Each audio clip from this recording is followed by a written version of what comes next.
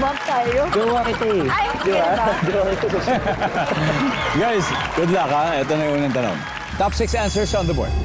Anong salita ang pwede mag-describe sa iyong jowa? Di pa tapos.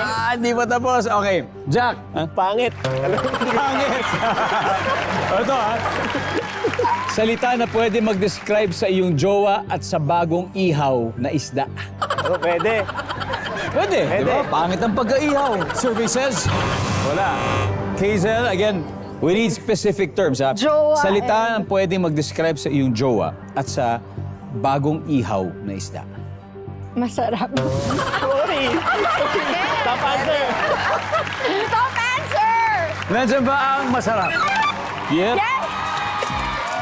Hazel, pass or play? Play! All right, let's play this first round. Jake, ano kaya? So again, ha? Salitang pwede mag-describe sa iyong jowa at bagong ihaw. Ihaw na isda. Jade. Mabango. Wow! Iba talaga ang ihaw eh. Naamoy mo yung charcoal. Saan ba ang mabango?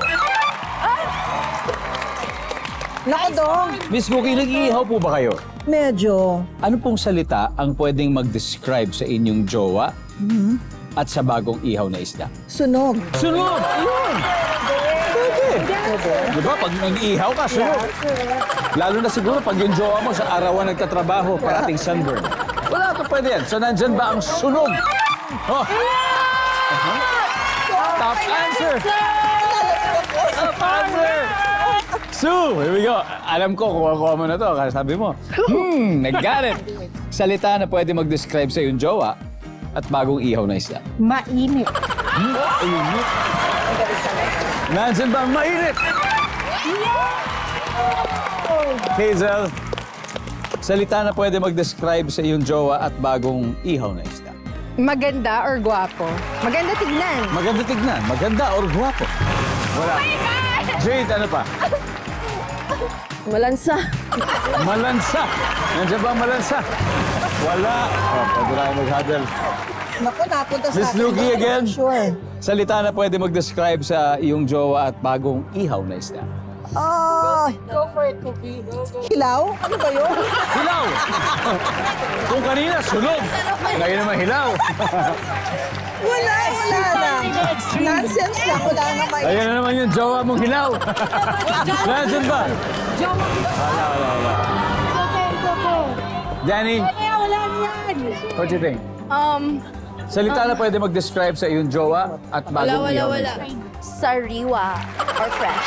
Sariwa or fresh, Ate Arlene? Ako, mataba. Mataba? Malaman. Angela? Doon din ko ako sa sariwa. Sariwa din, Jack. Okay. For the final answer, salita na pwede mag-describe sa iyong jowa at bagong ihaw na isda. Sariwa. Fresh. Sariwa or fresh? Survey says, wala. Pasok agad sa scoreboard ng Team Robert. They now have 88 points. Pero hindi nagpapanik ang Team Gina dahil may tatlong pa tayong rounds.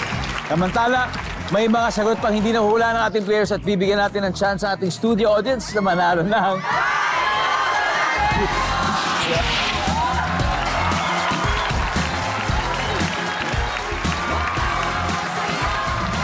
Yan. Hello. Hello po. What's your name? Jingle po. Jingle, tiga. Ilocos po. Ilocos, ayan.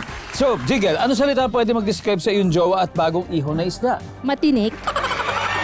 Oo, yan, no? Madilit.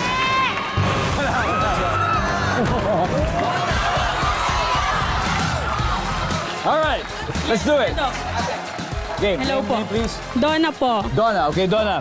Oh, kunin mo na to, Donna. Yes. Describe your jowa and yung bagong ihaw na isda. Lalayo pa ba tayo, Kuya Dong? Malaman. Ano gusto natin?